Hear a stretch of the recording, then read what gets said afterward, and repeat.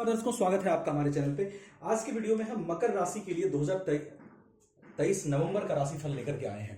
देखिए, नवंबर में कुछ ऐसे परिवर्तन हुए हैं प्लैनेट्स के, जिसका नवंबर में बहुत अच्छा इफेक्ट आपके लिए रह सकता है। उस पर हम बात करेंगे और बाकी ग्रह स्थिति से क्या क्या सिचुएशंस आपके हेल्थ, वेल्थ, संतान, शिक्षा, उसके साथ साथ प्रोफेशन को लेकर के, भाग्य को लेकर के बन रहा है, उस पर हम चर्चा करेंगे। बहुत कम समय में टू द पॉइंट बात करूंगा और सारी चीज क्लियर करने की कोशिश करूंगा। वीडियो लास्ट तक देखिएगा। देखिए, सबसे पहले बात करूं जो पॉजिटिव चेंजेस नवंबर महीने के लिए हुए हैं कि आपका लग्नेश मार्गी हुए हैं। लग्नेश जो है आपके 4 नवंबर से फिर आगे मार्गी रहेंगे पूरे नवंबर के महीने में। जब लग्नेश वक्री हुए थे, लग्नेश जब वक्री होते हैं तो हो सकता है हेल्थ से रिलेटेड कुछ चीजें आप फेस कर रहे होंगे, प्रॉब्लम, कुछ एंजाइटी वगैरह थोड़ा सा ज्यादा बढ़ गई होगी और काम करने में थोड़ा हो सकता है आलस्य का आपको सामना करना पड़ रहा होगा वक्री काल में। लेकिन अब चूंकि शनि जब मार्गी हुए हैं 4 नवंबर से और 30 नवंबर तक मार्गी रहेंगे पूरे महीने, तो यहां पर अगर लेजनेस आप फील कर रहे थे तो वो सबसे पहले आपका कम होगा। आपका नजरिया प्रोग्रेसिव होगा, आपका आउटलुक प्रोग्रेसिव होगा और आप आगे बढ़ने की कोशिश करेंगे लाइफ में। इसकी बहुत अच्छी संभावना मुझे दिखाई दे रही है। और हेल्थ में भी अगर कुछ ज्यादा इश्यूज चल रहा है तो हेल्थ में भी जो चीजें आपको ज्यादा परेशान कर रही हैं वो कम होती हुई दिखाई दे रही है नवंबर के महीने में, क्योंकि लग्नेश आपके सही पोजीशन में मार्गी होकर आ रहे हैं। उसके साथ साथ देखिए, शनि यहाँ वेल्थ हाउस के लॉर्ड होते हैं। आपका सेकंड हाउस जो हमारा कुटुंब सुख का भी होता है, जो कि फैमिलियर एनवायरनमेंट को दिखाता है। तो यहाँ पे धन की स्थिति बेहतर होने के चांस रहेंगे, क्योंकि धनेश आपके यहाँ पे मार्गी है 4 नवंबर से। तो आपको वेल्थ में अगर कमी महसूस हो रही थी तो आपके लिए वेल्थ का कुछ सिस्टम या कुछ जुगाड़ आपके लिए हो सकता है और आपके इनकम में भी बढ़ोतरी हो सकती है, क्योंकि आपका जो धन आगमन का जो हाउस होता है, वो जो आपका धनार्जन का कह सकते हैं, वो वहां के लॉर्ड जो है वो मार्गी हो रहे हैं। उसके साथ साथ फैमिली में अगर आपका ज्यादा टकराव की स्थिति थी या कुछ ज्यादा तनाव की स्थिति थी तो उसमें भी कमी होती हुई नजर आ रही है इस शनि के मार्गी होने के कारण। उसके बाद देखिए, शनि के बाद देखूं तो जो पॉजिटिव चेंजेस हुए हैं, राहु आपके 4th हाउस से निकल के 3rd हाउस में आ गए हैं।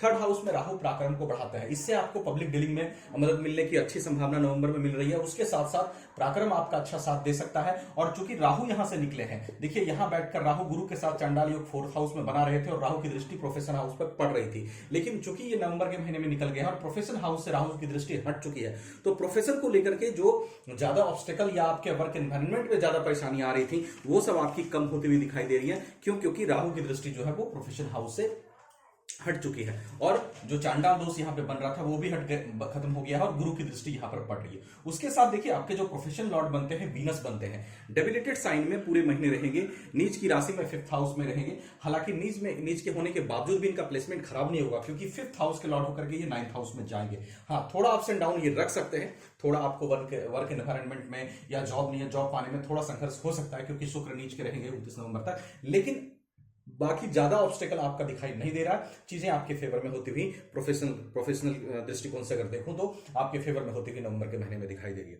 उसके साथ साथ देखिए, अगर बात करूं संतान की, शिक्षा की, आपके लव लाइफ की, वीनस यहाँ पे 5th हाउस का लॉर्ड 9th हाउस में है। वीनस की थोड़ी रेमेडीज करिएगा। वीनस जो है आपके डेबिलिटेड साइन में है, जैसा मैंने बताया। तो वैसे मैंने बताया आपको कि 5th हाउस का लॉर्ड जब 9th हाउस में जाके बैठता है तो प्लेसमेंट तो उसका बहुत अच्छा कहा जाता है। लेकिन चूंकि वहां नीच का हो रहा है, राहु की दृष्टि भी थोड़ी सी उस पर है, तो थोड़ी राहु और शुक्र की रेमेडीज करिएगा, आप मां लक्ष्मी की आराधना करिएगा, तो स्थिति आपके लिए ठीक दिखाई देगी। क्योंकि 5th हाउस पर कोई बुरा प्रभाव नहीं पड़ रहा है और 5th हाउस के लॉर्ड की पोजीशन अच्छी है। तो संतान को लेकर के, एजुकेशन को लेकर के, लव लाइफ को लेकर के स्थिति अमूमन ठीक दिख रही है, कमोबेश ज्यादा दिक्कत नहीं है। थोड़ी बहुत परेशानियां रह सकती हैं राहु की दृष्टि शुक्र पे होने के कारण या नीच का होने के कारण, लेकिन ज्यादा परेशानी आपको दिखाई नहीं दे रही है।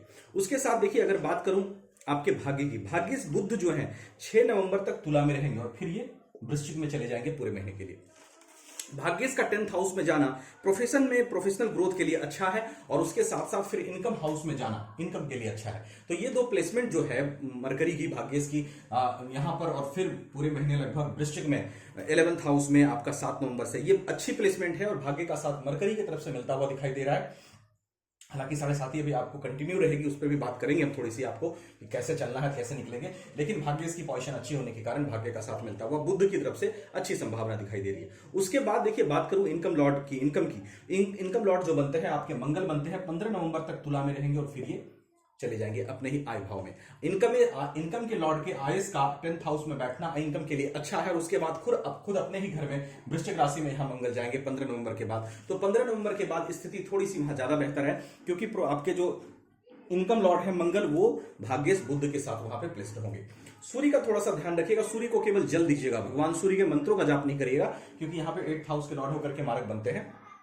सिर्फ उनको जल दीजिएगा सूर्य को और प्रार्थना करिएगा कि वो आपको तकलीफ ना पहुंचाए या आपके प्रोफेशनल लाइफ में या इनकम हाउस में ज्यादा दिक्कत ना करे। उसके बाद मंगल बुध की स्थिति देखूं तो वो प्लेसमेंट अच्छी है, भाग्य का साथ और इनकम होने की संभावना अच्छी दिखाई दे रही है। देखिए अगर आप मकर राशि के हैं तो बहुत ही महत्वाकांक्षी व्यक्ति हैं आप, निश्चित रूप से बड़े बड़े काम को करने की शक्ति रखते हैं, आपका जो विल पावर है वो भी बहुत अच्छा होता है, सेक्रेटली चीजों को करते हैं, ज्यादा हल्ला नहीं मचाते और आपको मतलब बड़ी इच्छा रहती है आपके अंदर कि कुछ मैं ऐसा करूं कि दुनिया देखे, दुनिया मुझे जाने।